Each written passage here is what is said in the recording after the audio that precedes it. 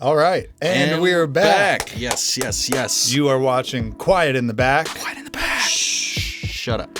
I'm your host, Patrick William. And your co-host, Austin Jenny. And we have just watched Tombstone. Tombstone, That's 1993. Right. Oh, that was such a good movie. Starring Kurt Russell. Val Kilmer. Others. So many others. Sam Elliott. Yes. Bill Bob Thornton. Paxton. Billy Bob Thornton. Yeah. It was absolutely star-studded. You know? Yeah. Pretty dank Western movie. Yeah, man. Full of grit and sweat and dust and bones and shit. A lot of hard punches and slaps. Yes. Dude, you're just going to stand there and bleed. Oh, my God. It's so good. I'll be your Huckleberry.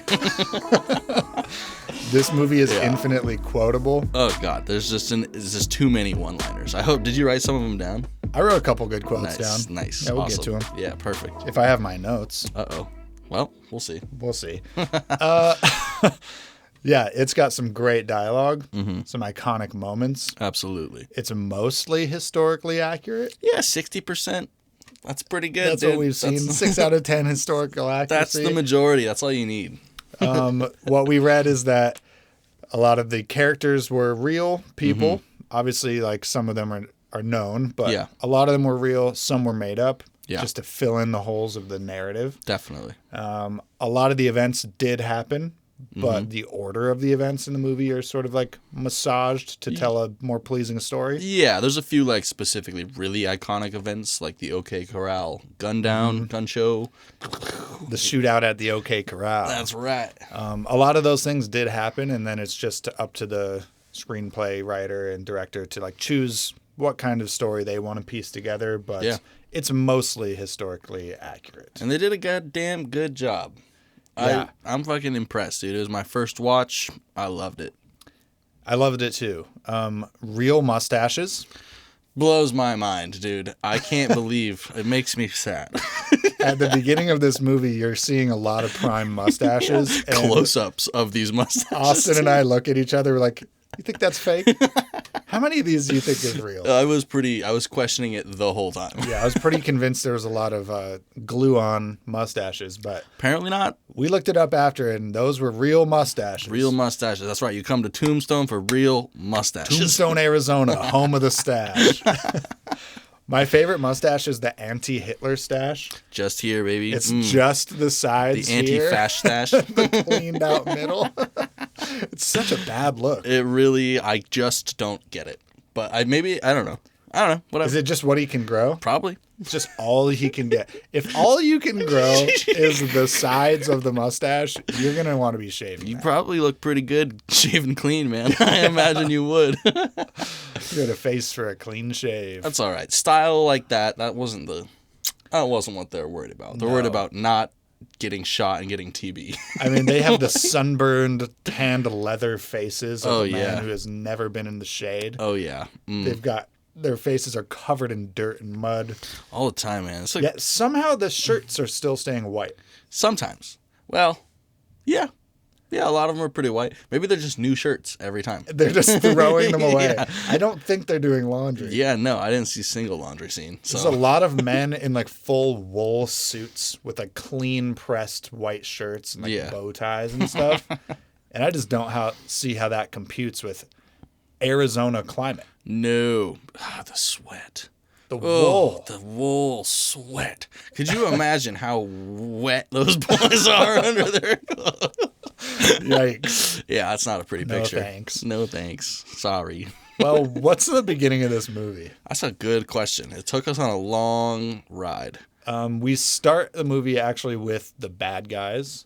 Yeah. They are the Cowboys. The Cowboys. That's the name of their 100+ member gang. Mm-hmm. They wear the red sash. That's how you identify them. They're flying colors. Mm-hmm. Their color is red sash. Yep. This reminds me of somebody else I don't like. Who? Nazis. Oh, yeah. Red sash. Yeah, they did have the armband. Yeah. Very similar. Extremely similar, except they inverted the mustache. Yeah, that's where they That's where they went wrong. But Jeez. You start the movie with the gang, and they are in Mexico somewhere, and they like shoot up a wedding. Oh yeah, they just roll up and say, to this wedding that has just commenced out of a church, and they roll it, "You killed 2 of the cowboys." And then they shoot him up. Just kill everybody. I think the wedding is of a Mexican police officer, peacekeeper of some sort. Yeah. Because all the guys in the party are wearing like tan suits. Mm-hmm. And they've got weapons and stuff, but they're not really armed at the moment because it's the middle of the wedding procedure. Yes, that is not generally when you're wearing guns. Yeah. Hopefully. So, yeah, the movie starts out basically showing us bad people doing a slaughter. Yeah, just absolute immediate brutality. It really sets the pace of like, okay, these guys do not have any sanctity for human life. Yeah, they're going to do whatever they want. Yes. They're brutalists. Mm-hmm. Then you get to meet your heroes. Yeah, Earp. We see Wyatt Earp. Wyatt Earp. Played by Kurt Russell. Yeah. Rolling into Tombstone on a locomotive. Yeah. It's Wyatt and his 2 brothers. Forget their names. Yeah. Actually, I don't think they're actually in Tombstone yet. They're in like a more populated area. Because then they take the wagon. Oh, they take a wagon to Tombstone? Yeah. But I'm not a man of details. Hey. Big picture, they're coming into town. They're coming. Yeah. He meets his brothers. It's him and his brothers and all of their wives. So it's 6 individuals. Mm-hmm. And they're sort of all happy to be here. They're like starting fresh. Yeah. Because they were all lawmen. Yeah. Peacekeepers back in Kansas. Now retired. Retired and ready to go into business. Mm-hmm. Start making some money off that silver. Yeah. God, I wish I had silver money. They want silver money. That's what Tombstone is known for. The queen of silver in the South. Queen of the boom towns of silver. Yeah. They get their first business venture when Wyatt walks into a saloon and hotel with casino. Oh, yeah. That the like local, he's not the mayor, but he's like the local sheriff, I guess. Which one? The sleazy guy with the bowler hat. He's got his hands in a lot of pies. Yeah. He's like, I control all of the property around here. I can rent you some cottages. And I'm also the mayor, and I'm also the sheriff. He's the like nonpartisan anti-Chinese leader. Oh, my God. What was that? I don't know. One throwaway line. And he's just like, we do not like Chinese I people. wrote that down because it caught me so off guard, but he said he was in charge of the nonpartisan anti-Chinese league. Yeah. Like, what the fuck is that, dude? They don't like Chinese people. They don't want Chinese people in their town, I guess. Not at all, yeah. And I know, like, the West had Chinese immigrants. Yeah, they were hated. It was happening. Yeah. And they were treated horribly. Yeah, obviously. They were, like, sequestered to, like, only doing physical labor. Pretty much. I mean, they basically built the railroads, yeah. That's it. Yeah. But, yeah, the anti-Chinese league was big in Tombstone. Nonpartisan. Whatever larger municipal area that this guy was in charge of. Cochise County. But he tells Wyatt to avoid this one saloon because it's kind of run down. It's got only like low grade customers these days. He immediately goes in there. He goes right in, starts chatting with the owner operator, and the owner starts telling him, yeah, we lost all our good clientele because that dealer took over the card table, and he kind of just sucks. He's like cursing people out. Yeah. He's slapping people. He's a big bully. Yeah. He's just running the table. Played by Billy Bob Thornton. Tubby Billy. Little fat-faced guy. I didn't recognize him at first. Yeah. So used to him being so skin and bones. You know? In 1993, he was a little chubby. A little tub. But he's bullying people at the card table. Mm-hmm. And Wyatt walks over with Kurt Russell's stern look on his face.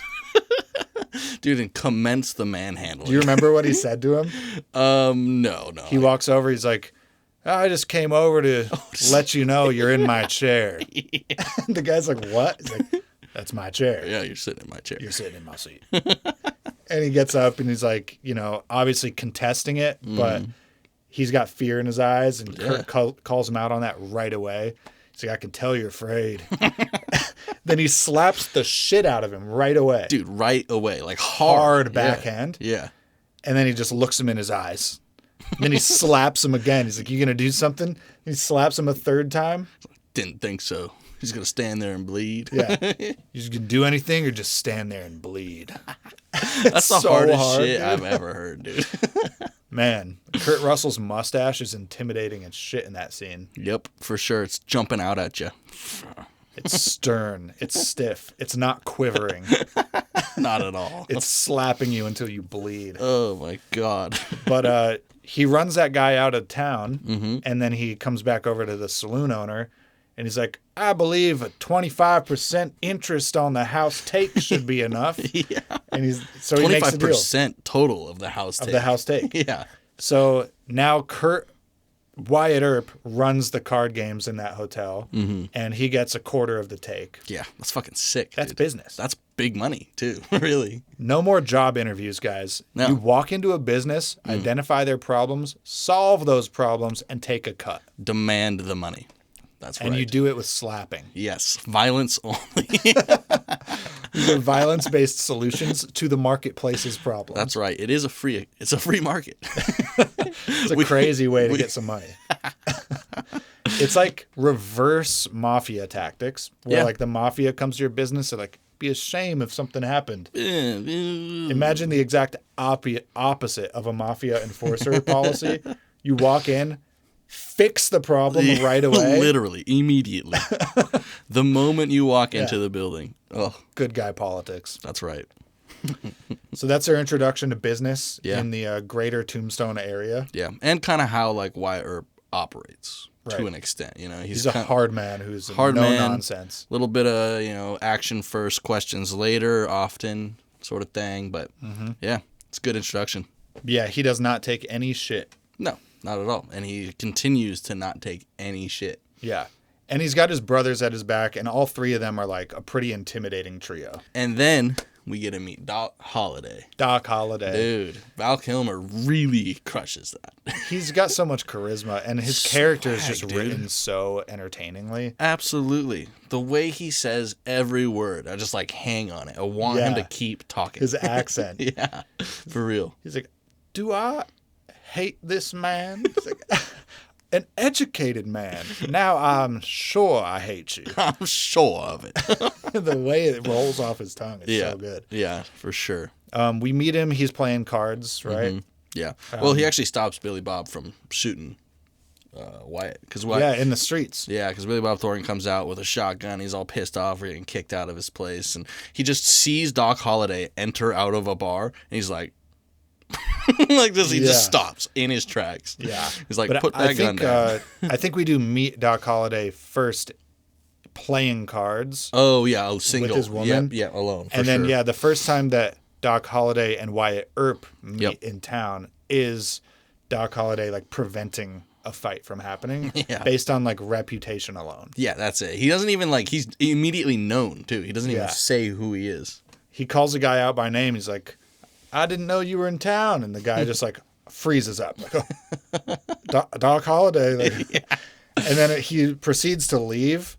And Wyatt Earp is like, leave the shotgun. He just like goes to hand it to him and he just, leave it. Leave it. Makes him put it on the ground. Take a knee. Yes. Very good. Yeah, they're a powerful alliance. Absolutely. And oh man, I gotta talk about it since we've seen Doc Holliday now. He looks sick. Yeah. He is a sick man. The first time you see him, he's like pale and sweaty. Yeah, dude, his face is gray. He's like not even just pale. It's like fucking the life has been sucked out of him. Right. He looks like a vampire's victim. Mm-hmm. And the movie doesn't like immediately address this, although it's clearly presenting that to you.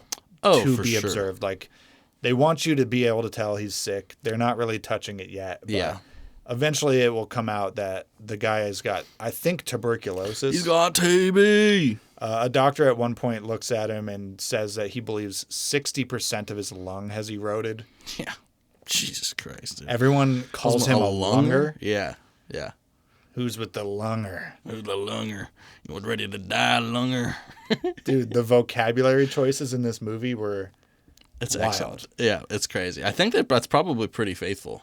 Yeah, you're going to need like a Western translation dictionary to like get some of these sentences out. Feeling awful Tony outside or something like what? Dude, he says the mayor is like talking about how Tombstone's like a great place to do business. Yeah. And Doc Holliday is like, this is nothing more than a mining camp.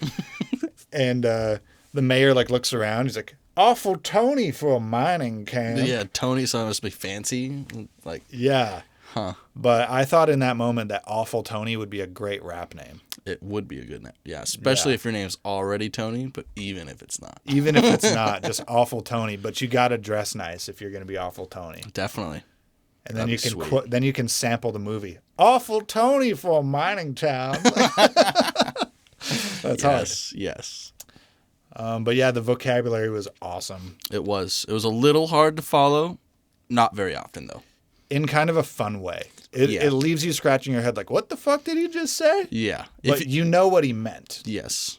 Of course. You always know what they meant. Yeah. It's easy to tell what they mean, but it's just like, what the fuck is he saying? What is this vernacular? If you've seen Deadwood, then you absolutely... It's easier to understand than Deadwood. That is, they are fucking thick with that shit. Thick accented boys. Yes. The costumes are really, really good in this movie. Mm-hmm. It's all like period correct. The whole set design, every single aspect of that was just right on the money, man. Everybody looked so good and greasy and dirty when they needed to be and sweaty and fucking... Yeah, dude, when they're all decked out and like they're in their black overcoats just walking. Oh. And Doc Holliday has like a cape on. Yeah, dude, it's just he just has it over. It's like a half-length cape that stops at the hips. Yeah, and when he fucking shoulders it off and starts shooting. With the shotgun. Yeah, dude.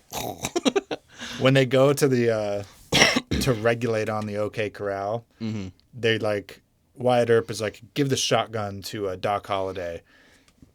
It's like those cowboys will think twice if they see Doc Holliday with the street howitzer. I think was it howitzer? I think he said howitzer or something. Yeah, he's like the street howitzer. Yeah, like what a hard name for a shotgun. Oh my god. I like the word street sweeper. Yeah.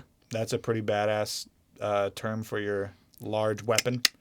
I'm getting a shotgun soon. Excited. Good. Yeah. They're cheap. They're practical. Yeah. They sound good. It's a tense time.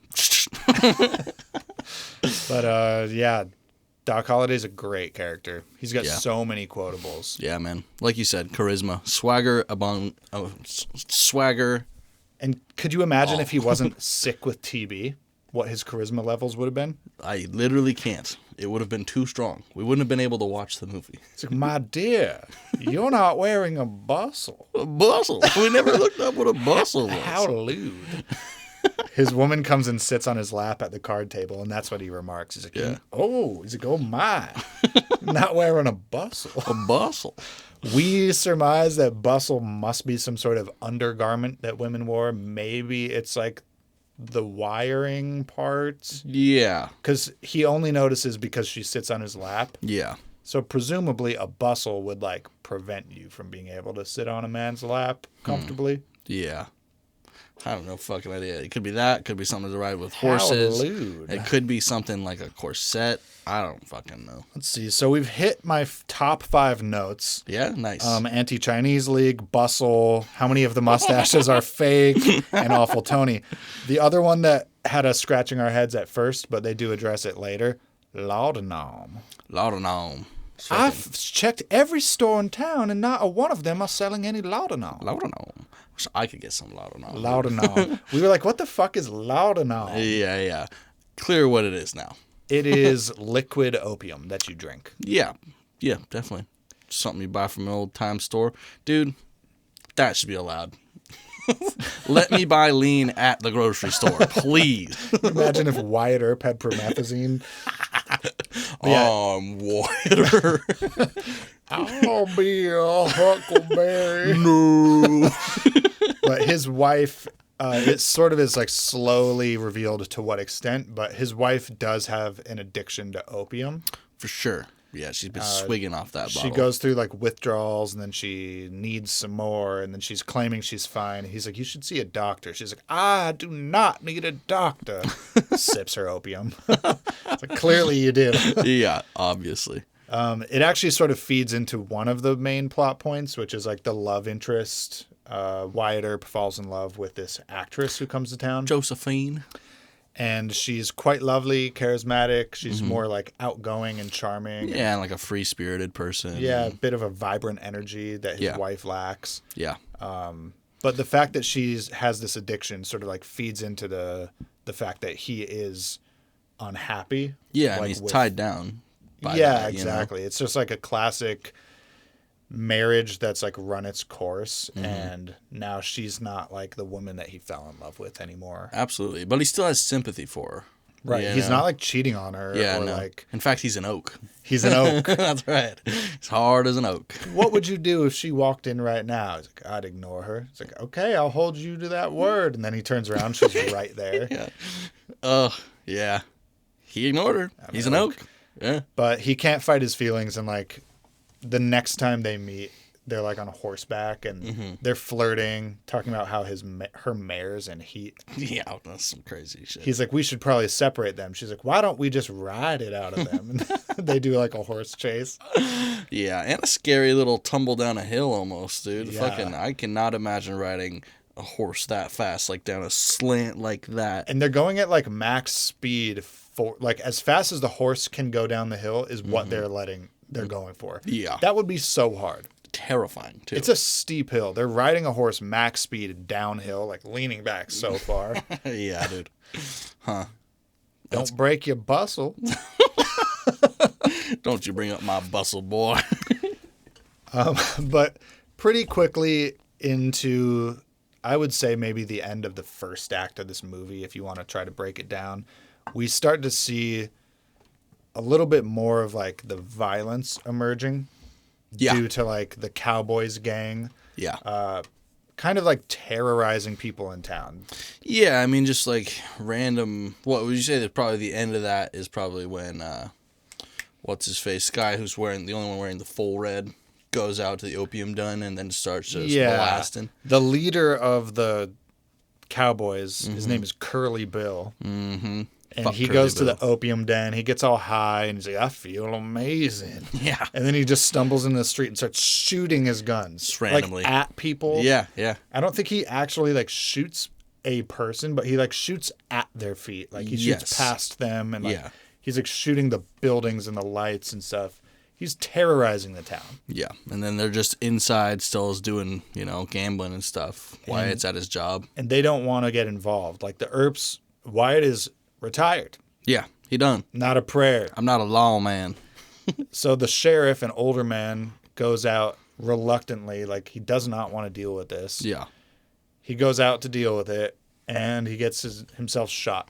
Yeah, pretty gruesomely too. It was like fucking had the gun upside down like he was going to give it to him. Just puts it right up to his heart and pulls it with the trigger with the pinky. Yeah. It was like a fake out, like I'm giving you my guns. Mm-hmm. Yeah. Yeah. Point blank kills the sheriff. So then the Earp brothers go out. They subdue the guy. Mm-hmm. And they have a little bit of a standoff with the rest of the gang. Yeah, definitely. It's that sort of... Well, the gang plus citizens of the town, too. Because a lot of them just wanted to hang him right there on the spot. But then it's the gang members who pull up and they're like, you turn him loose. We'll take him from here. Like, give him to us. Yeah. And Kurt's like... No, I'm not turning him loose. He's going to have a trial, etc. He's like, yeah, he's retired, but he's still a man of procedure. Mm-hmm. He's been doing this for so long. He's not just going to let this sheriff killer be turned loose. Yeah, I mean, you got to stand on some principles like that, of course. He's a lawman.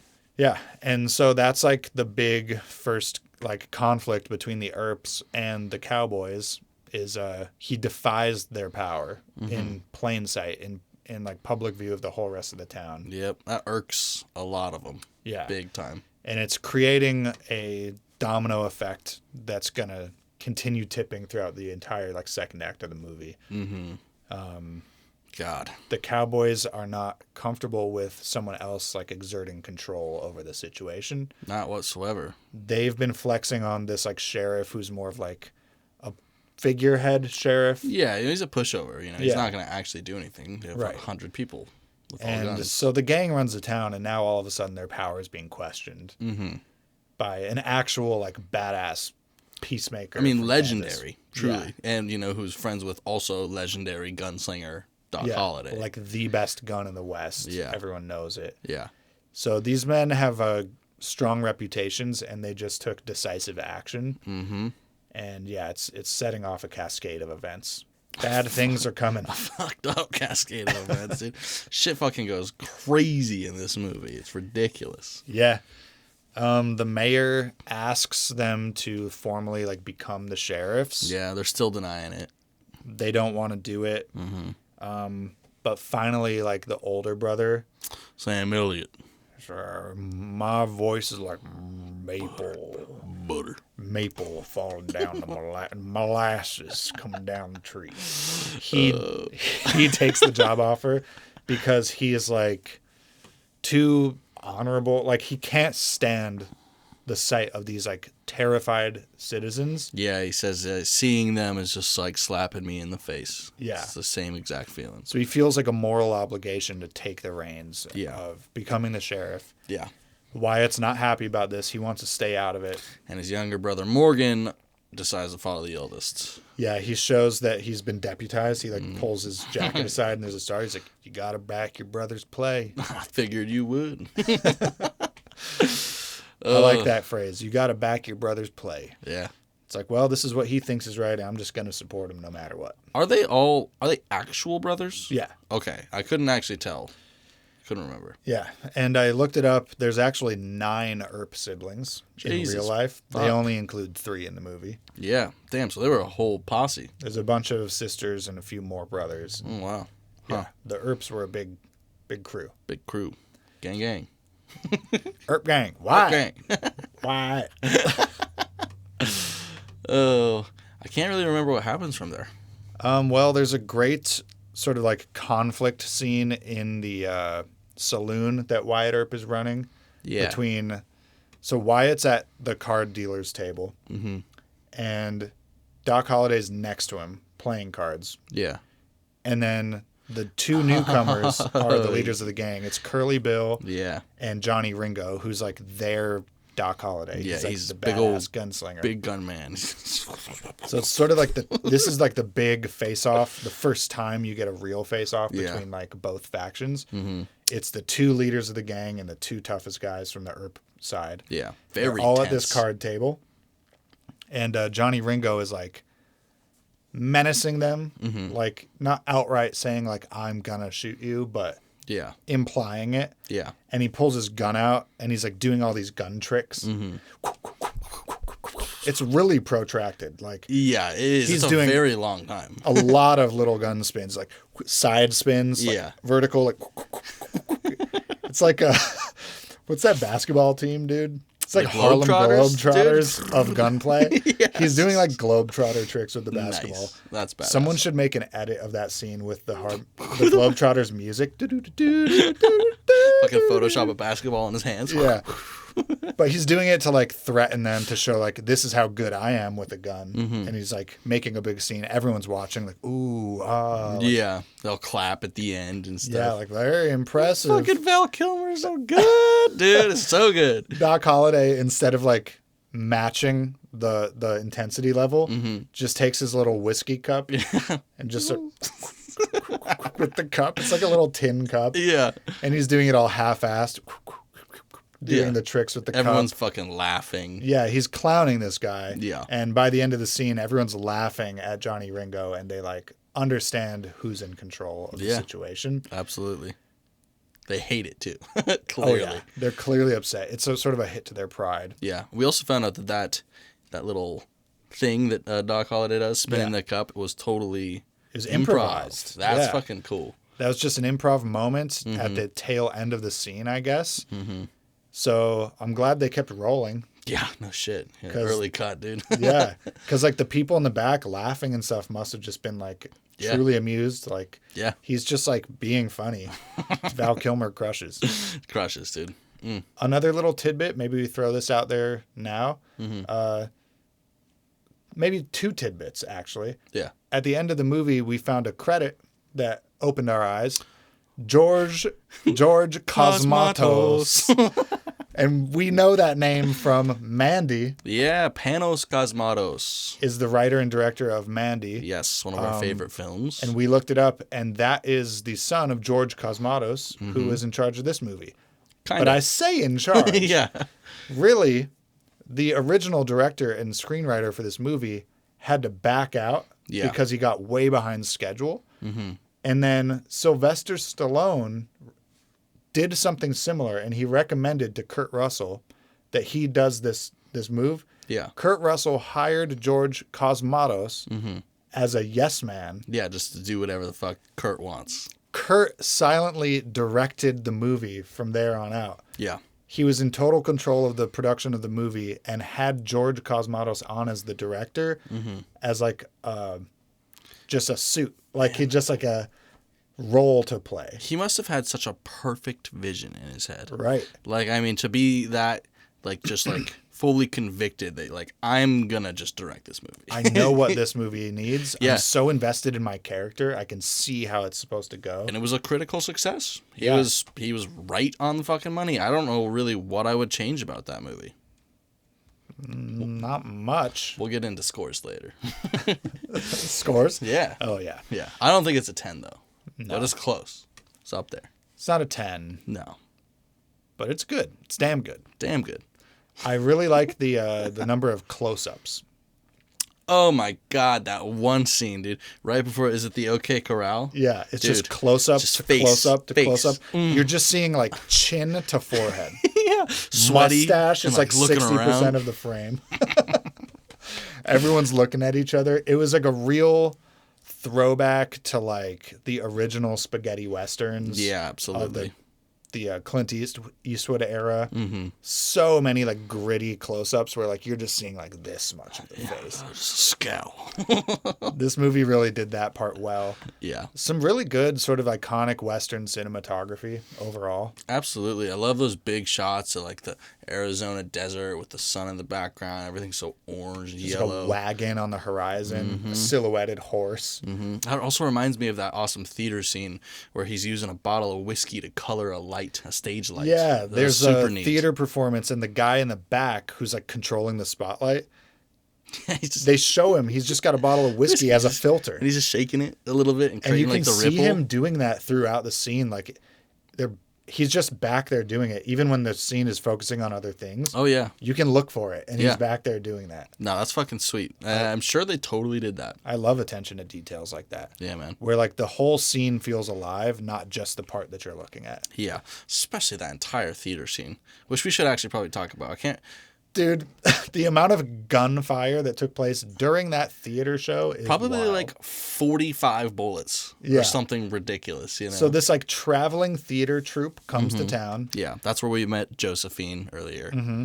And they are putting on just a performance. It's like sort of a variety show. Yeah, like a couple different acts, essentially. Yeah, different actors come out. They've got things like prepared. One guy is doing like a monologue by Henry V. Mm-hmm. Another couple of them are doing like Selling Your Soul to the Devil by Faust. Yeah. These different scenes. But like the first guy comes on stage, tries to do his prepared remarks, and they immediately just shoot his prop out of his hands. Immediately. Just like, don't give him a chance at all. He's about to he start juggling or something. And he's like, they're shooting at us. For real. He runs back, and then the next guy comes out and tries to like take control of the scene. And they're shooting again, but he like doesn't He remains break, calm, yeah. and he wins over the crowd.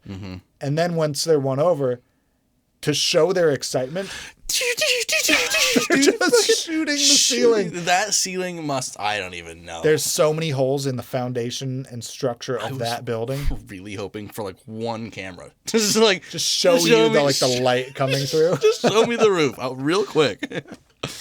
I mean, if I was the owner operator of that theater, I'd be pissed. Absolutely, but what are you gonna do?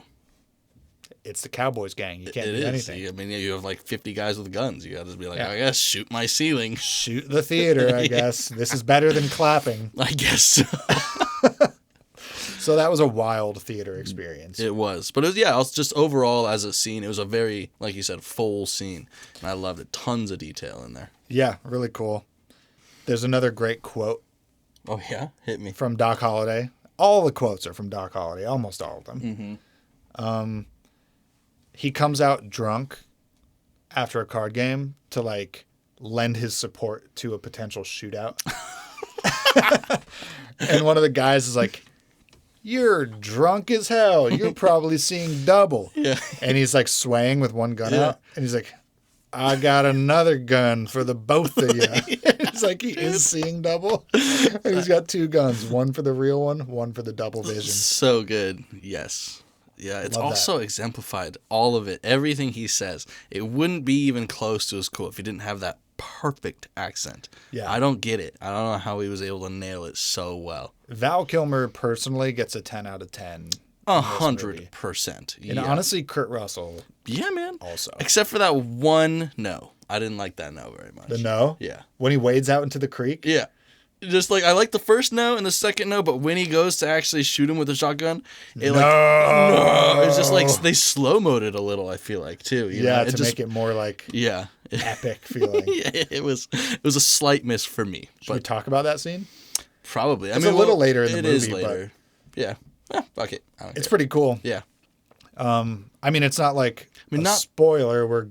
We're building to the fact that like, obviously the Cowboys gang and the Earp people who are like the law people now are coming to a head. Like it's a conflict. Absolutely. I mean, it's just rising tensions. There's back and forths for like a good half an hour of the movie. The whole second act is like these escalations. Yeah, exactly. One person dies, 2 people dies, another fight, another instance of someone's pride being hurt. Yeah, more disrespect. And then they really step it up when they go after their women. Yeah. The Cowboys take it to the next level. They like come in the night during a storm. Mm-hmm. They shoot the older brother who's the sheriff. Yeah. They shoot at the wives in their house. Yeah, they bust in the door and just shoot a shotgun blast and then fucking run off. And then they also shoot and kill the younger brother. Morgan, yeah. Towards the end of that scene. So this basically sets Wyatt Earp on a rampage. This is now your reckoning. Yeah. As they say. Doc Holliday's like, he doesn't want revenge. Yeah. It's a reckoning. Yeah, dude. This is beyond personal now. No, he's like a force of nature. Yeah, absolutely. And he starts chasing down the Cowboys. Yeah. And there's like a critical shootout where they've got Cowboys on one side of a creek, the Earp gang on the other side of the creek, and then more Cowboys emerge from behind them. Yeah, they're in a crossfire. How do you like that? And he's yelling at him. He's like, why? He's like, I've got you in a bit of a crossfire. How do you like that? And everyone's looking at Wyatt because they're down, like, taking cover. Yeah. Doc Holliday doesn't know what to do. Mm-hmm. None of the other guys know what to do. They're all looking to him for, like, a plan. Yeah. And he has no plan. No. He's just, a force of nature, as you said. And he just starts saying, No. No. No. And he just gets up and starts marching into the creek. Bullets are flying past him and they're just not hitting him. He's not even shooting his gun. He's just getting closer. Yeah. Step by step. No.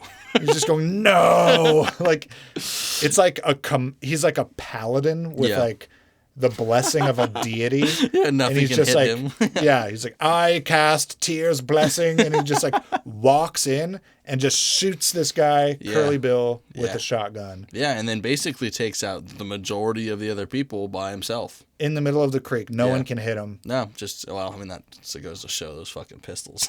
Yeah. It's crazy. Obviously, the pistols were terrible in that era. Yeah. Any movie that's showing you, like, gunplay in the 1800s where, like, people can hit something very accurately, like, every time is bullshit. I mean, literally, they were just invented, right? Like, a few decades earlier, if that. Yeah, they're not great guns. No. But they kill.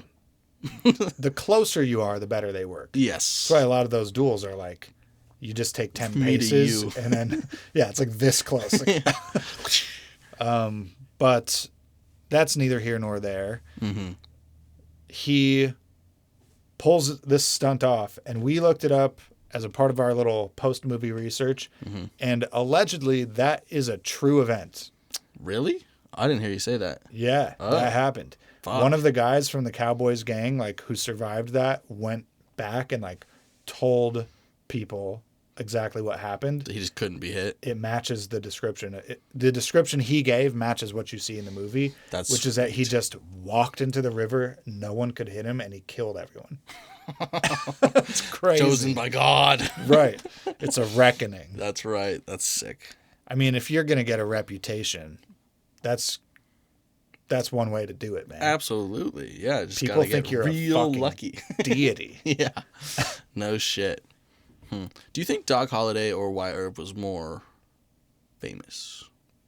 No idea. I'm not really like a super Western historical guy. You know how a lot of guys have like their favorite historical things. Yeah. Some guys are like World War I guys. Some guys are Westerns. I don't really like have a favorite history thing that I like have spent a lot of time on. Yeah, fair enough. I'm a big picture person, but big picture. I don't know shit about these characters for real. Nah, me neither. I would guess Doc Holliday is more famous. Yeah, probably. He probably just killed more people. Yeah, I think like I've heard his name more. I think there's like more movies about him. Yeah. And just like cultural significance. I mean, even at a restaurant I used to work at, we sold a little fucking cookie platter thing called the Doc Holliday. He was just more famous as a gunslinger. Like his gun skills, he was the fastest gun in the West, right? Wasn't that him? Yeah, I believe so. So his like level of fame and infamy is just higher. Wyatt Earp was super famous for his role as like a peacemaker. Yeah. In Dodge City. Yeah. Not necessarily because he was like the best with a gun or something like crazy like that. Yeah. So he's a real good lawman. Law-abiding man. What happens next, man? There's just like a lot of shootouts. I mean, it just really descends into chaos. I mean, yeah, they just hunt down all of the cowboys. Is it the duel? The next big event is the duel. Yeah, the next big event is the duel and also the trickery of Doc Holliday. Yeah. So there's more cowboys than you might think. Like at the beginning they show you it's like over 100 of them. Maybe to this point they've killed 40. Yeah, that seems right. I don't know. Their gang has 30 left when they face battle. 30 left. Yeah. So they've killed 70 total over like it's like kind of a montage that occurs. Yeah. It's like multiple scenes of like violence interjected with like horse riding. It's just like the Wyatts on horses, like going from location to location. Yeah, just a huge supercut of violence and retribution. Really. Yeah, it's the Reckoning montage. Same. But by the time you get to the sort of climax scene, what's happened is the remaining cowboys have consolidated their forces. They've sent a message to Wyatt, who is like, at this point, they're not that strong. Yeah. Like they've taken some losses. Doc Holliday's really sick. One of their guys got shot. They're down to like just Wyatt and like 2 guys. Before it was like 6 or 7 or something like Texas that. Something and someone else Creek. Yeah. I can't remember it. Turkey Creek. Turkey Creek Jack Johnson. And Texas Vermilion. Yeah, Wild Texas Vermilion. Amazing name. Crazy, dude. But yeah, their circle's pretty small and they're facing like 30 guys. And what's his name? Which one? The final duel.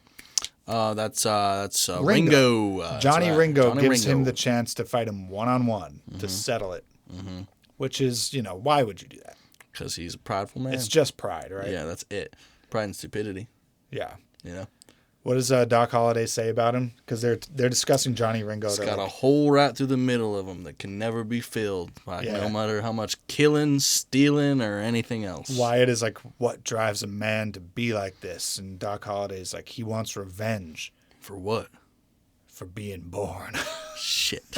That's hard. That is hard as fuck. That is a man who hates your life. Yes. All life. Yeah. And just exists to be a bad person. Yeah, pretty much just a force of evil. He threatens the town. He threatens their gang, their crew of people. And he says, one-on-one, meet me at the old oak tree, 7 o'clock by the creek, and we'll duel. And Wyatt Earp is like, talking to Doc Holliday about it, he's like, I don't think I can beat him. Like, I can't beat him, right? Yeah. And Doc's like, no. Ringo's reputation is that he's basically like the second best gunslinger, like maybe after Doc Holliday. Pretty much, yeah. It's pretty clearly implied that, Doc still got it, but he's very top level. Yeah. And Doc is too sick. He's like wheezing from tuberculosis. He's laid up in bed. Yeah, I mean, while they're on their horse ride, he just starts coughing up blood and shit and falls off his horse. So Wyatt Earp, like, kind of accepts that he's got to have to take one for the team. Yeah. And goes sacrifice himself to like try to like smooth this over. Yeah. And he goes to do the duel. Yeah. And by the time he gets there, Doc Holliday has already ridden ahead. Mm-hmm.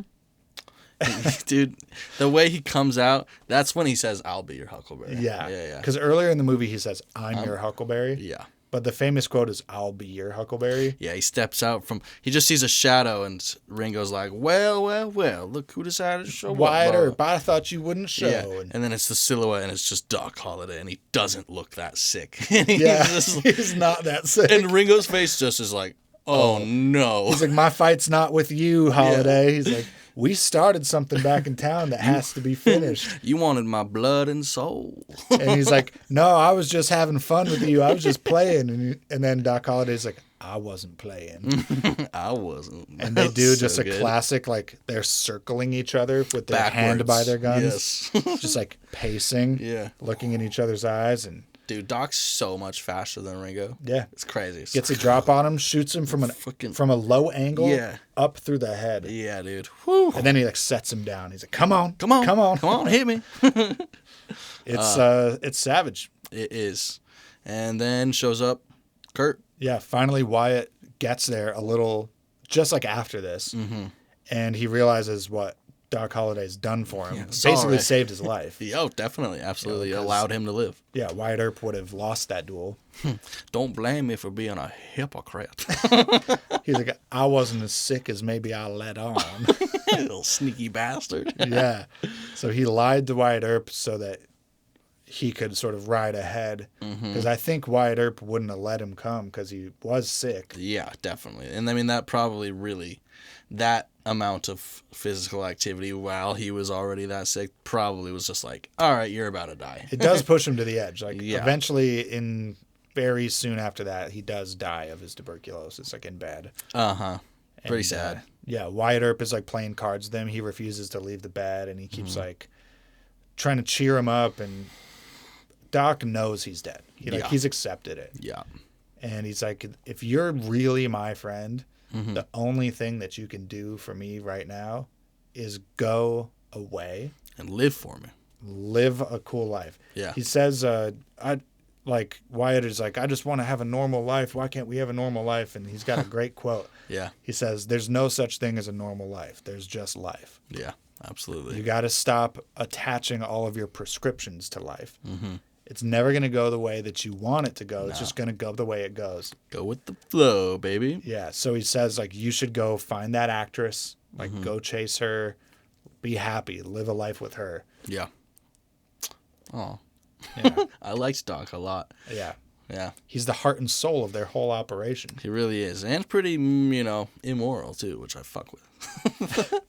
he walks that line, dude. He has no qualms with, like, the drinking, smoking, the sex, the gambling. Classic Western man. But he does have, like, standards about, like, life and that sort of thing. What does he say after the 36 hours of gambling?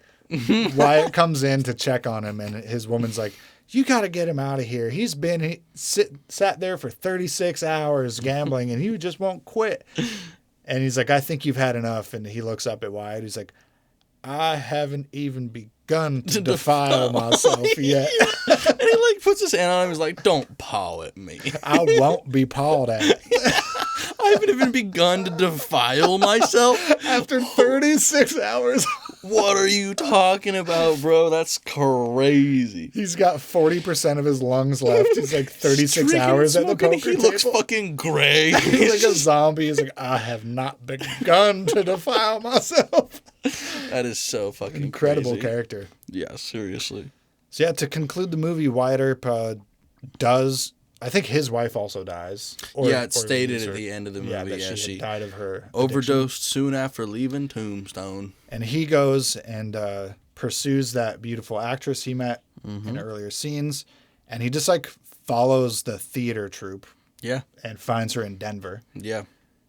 And they just meet in the dressing room. He says like one romantic line to her. And then it's like, okay, we're together for life now. Yeah. And they were in real life. Yeah, 47 years it said that they were together. Yeah. She died, and he died by her side. And they moved to L.A. eventually, and the real life Wyatt Earp lived and ultimately died in Los Angeles. Mm-hmm. He was working as a Hollywood consultant. 29. Dude, that's so crazy to go from that life all the way to see Hollywood in the beginning of like the Hollywood era. Yeah. And he was a Westerns consultant for like 15 years. And I mean, really the beginning of the Industrial Revolution too. It's a crazy time period to live through. Yeah, seriously. From cowboys to literal movies. Railroad tycoons. Look at these walkies and talkies. It's crazy. A few of his pallbearers were like Hollywood actors, famous guys at the time. Yeah, early Western actors. And who was it? John Wayne was on record saying that he met Wyatt Earp one time, and the famous like John Wayne walk is something he was copying off of the real life Wyatt Earp. That's fucking hard as shit. That's a dope legacy. Yeah, seriously. John really Wayne walks just like me. I'm sure we missed some things, but that's the gist of the movie. That's definitely like the main plot for sure. We got to most of it. Yeah, man. It's a kind of a doozy of a movie. It's like 2 hours, 15 minutes, and a lot happens. It's like hyper violence. The violence is not glamorized or like cartoony the way some Westerns are. No, it's pretty realistic. It's just very like harsh and like you feel every slap, every hit. When people get shot, it's just like brutal. A lot of Westerns are campy. Yeah. Spaghetti Westerns is like not glamorized per se, but the violence is just like cartoonish. Yeah, it's dumbed down. It's like not portrayed in a serious way. Absolutely. This movie is like pretty serious about its violence. Yeah, and the grief and all that sort of thing. It's a gritty ass film. Yeah. I think it's like, what did you say? The budget was $25 million? $25 million. In 1993. Yeah.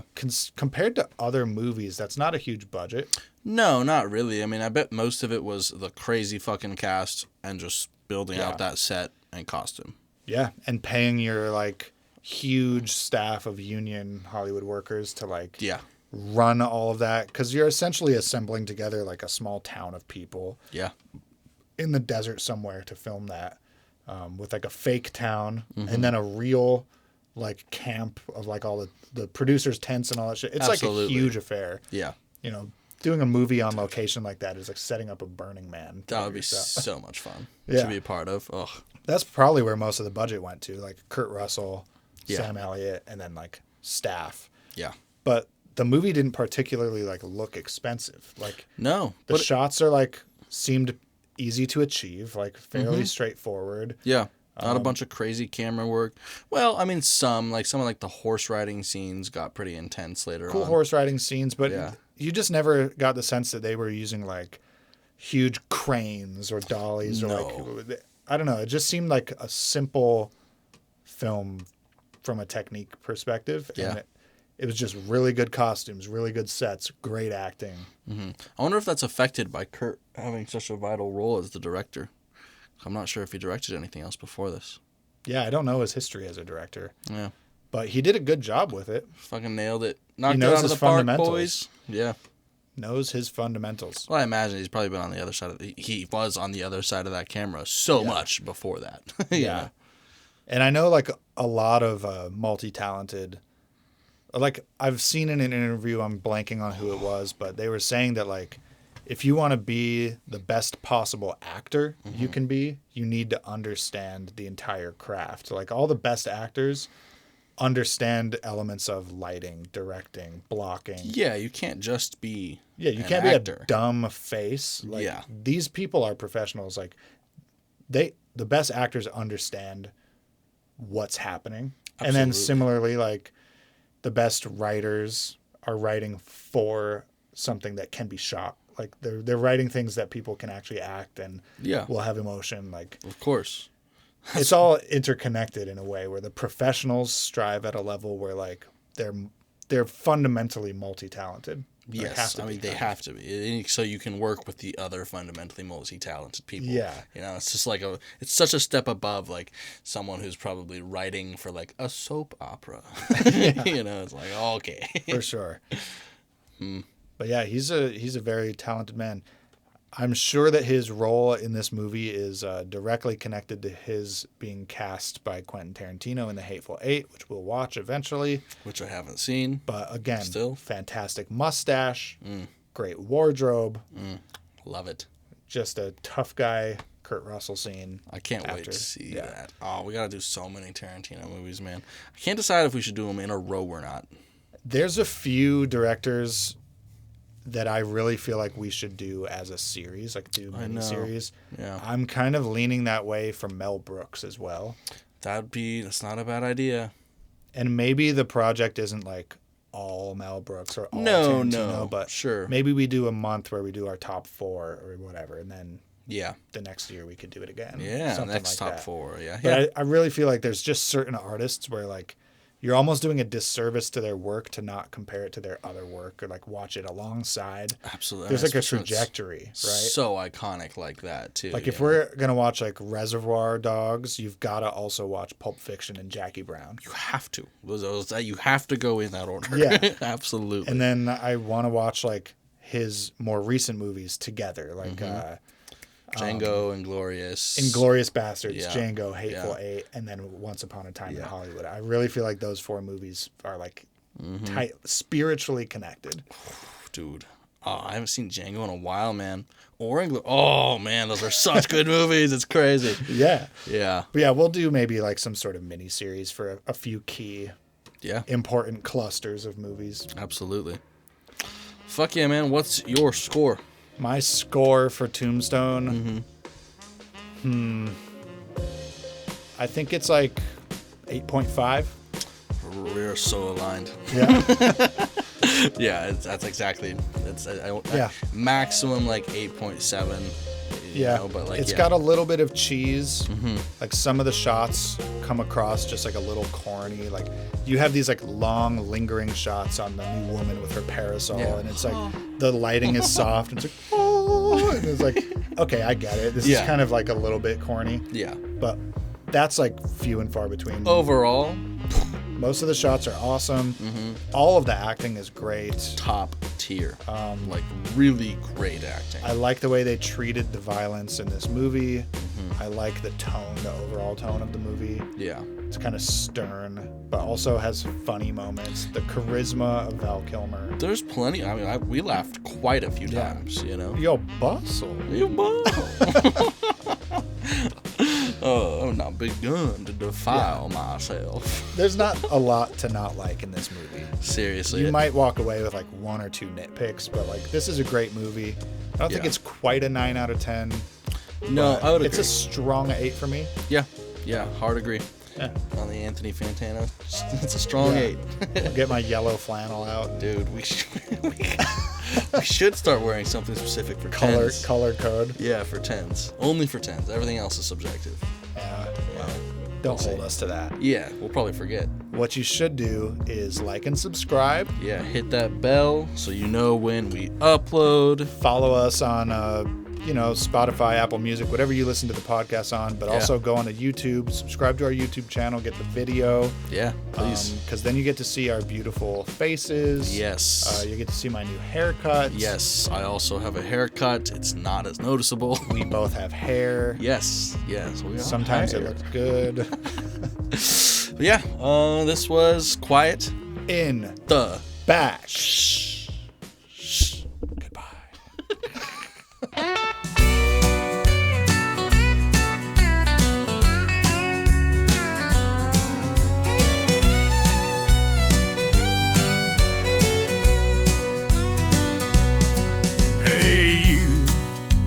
Sitting in my chair, Billy Bob will get the backhand slap to his despair. I'm the big dog and the new kid on the block, sturdy as an oak tree, hard as a rock. Hey you, little Ringo man,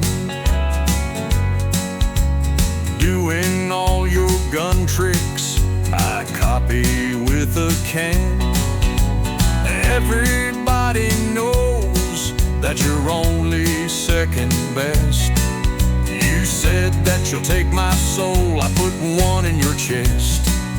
Hey, and I haven't even begun to defile myself. 36 hours in the bar, I defile myself. You might think that the West is a lawless place. Say that to the street, how it's served. Hey, you, back your brother's play.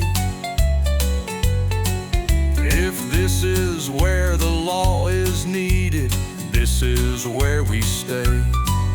Maybe all